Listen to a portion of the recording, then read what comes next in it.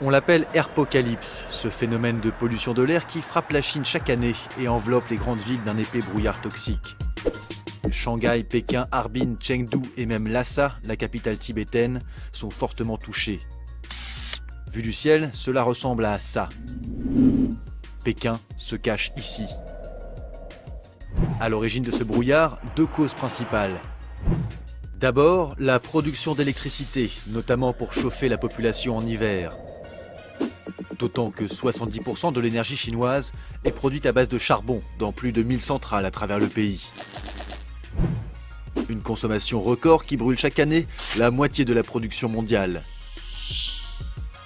Mais il y a aussi l'explosion du trafic automobile. En l'espace de 7 ans, le nombre de voitures a triplé dans le pays, passant de 21 millions en 2005 à 74 millions en 2011. Aujourd'hui, une voiture fait son apparition dans le parc automobile chinois toutes les 2 secondes. Résultat, dans certaines régions, les émissions de monoxyde de carbone, de dioxyde de soufre ou d'ammoniac sont en constante augmentation. Mais ce sont surtout les particules fines qui inquiètent la population. Les plus redoutables s'appellent PM2,5. Elles mesurent 2 micromètres et demi, s'infiltrent dans les poumons et leur concentration bat depuis peu tous les records. À Pékin, on a pu enregistrer jusqu'à 671 microgrammes de ces particules par mètre cube d'air. À Harbin, plus au nord, les 1000 microgrammes par mètre cube ont été franchis. C'est 40 fois plus que le seuil de 25 microgrammes recommandé par l'Organisation mondiale de la santé. Les conséquences sont dramatiques. En 2010, la pollution extérieure aurait fait plus d'1 million de morts prématurées, en grande partie à cause de cancer du poumon. À l'échelle de la planète, une personne sur 3 qui meurt prématurément de cette pollution est chinoise. Alors, face à cette catastrophe sanitaire, le gouvernement promet des mesures. À Pékin, Canton ou Shanghai par exemple, le nombre de nouvelles immatriculations est limité à 240, 120 ou 100 000 par an.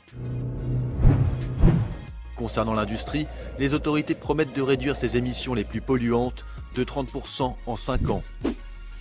Et pour ce qui est du charbon, sa part dans la production d'énergie devrait passer de 70 à 65% d'ici 2017.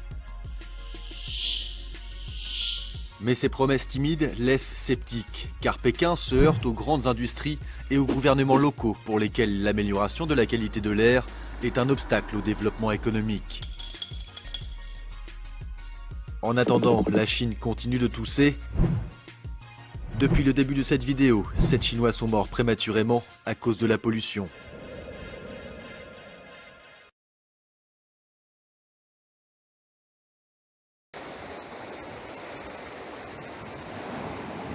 Des rivières polluées, c'est le prix de la croissance économique chinoise.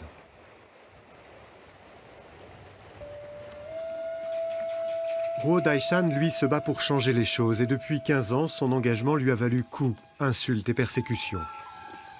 Aujourd'hui, il se rend dans sa région natale, à Huanmingying, un village de l'est du pays. Depuis qu'il a perdu sa mère et l'un de ses meilleurs amis, tous deux emportés par le cancer, il ne veut plus se taire. Il a abandonné son poste dans un journal pour enquêter en indépendance sur la pollution du fleuve Huai. Ces reportages photos ont été publiés dans toute la Chine et font de lui l'un des plus grands défenseurs de l'environnement du pays. Grâce à ses recherches, Ruo Daishan a révélé l'existence de nombreux villages du cancer dans le bassin du fleuve Huai. La plupart des habitants apprécient son travail car il est le seul à enquêter sur le terrain. Cette rue, les villageois l'appellent la rue du cancer. Chaque famille compte au moins une victime. Dans cette famille là-bas, la dame souffre du cancer de l'estomac. Elle doit rester allongée.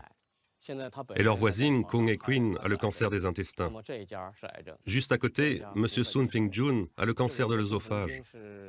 Et là devant, c'est Liu Yuji. Elle est atteinte du cancer des os. Le cancer ne se déclare pas tout de suite.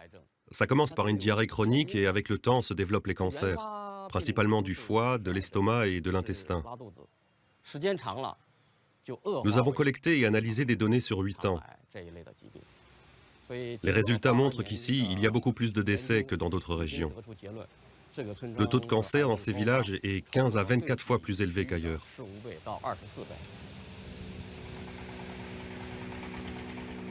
Le canal d'irrigation du village est un cocktail de polluants nauséabonds.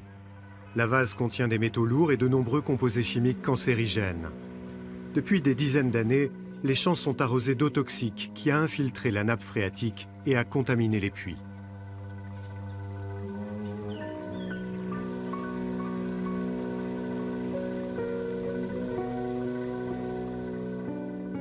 Le fleuve Huai est loin d'être un cas isolé. Dans l'est de la Chine, la plus vaste région industrielle du monde, les rivières sont presque toutes devenues de gigantesques égouts.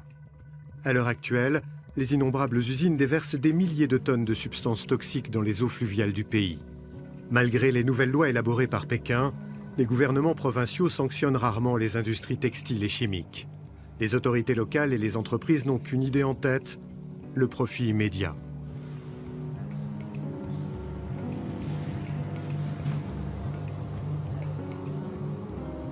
Mais les ouvriers des usines ne sont pas les seules victimes. Les habitants des bassins fluviaux subissent également les effets de la pollution.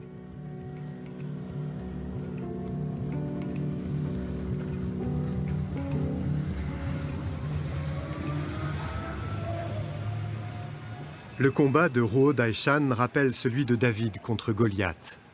S'il n'a pas encore vaincu les géants industriels grâce à son action, les questions de pollution sont de plus en plus présentes dans la presse.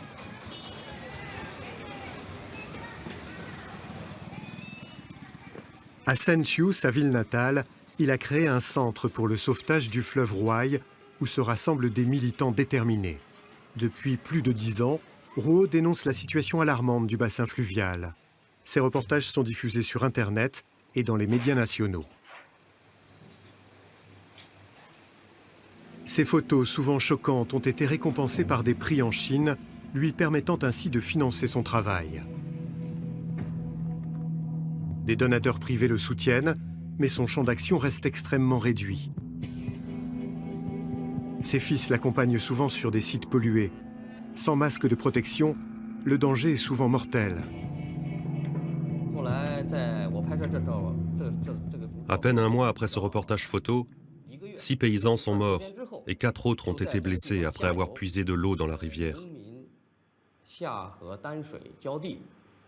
Ils voulaient irriguer leurs champs et en enlevant avec leur seau l'écume qui s'était déposée, ils ont inhalé une émanation toxique qui leur a fait perdre connaissance. C'était du gaz d'hydrogène sulfuré. Quand l'ambulance est arrivée, il était déjà trop tard.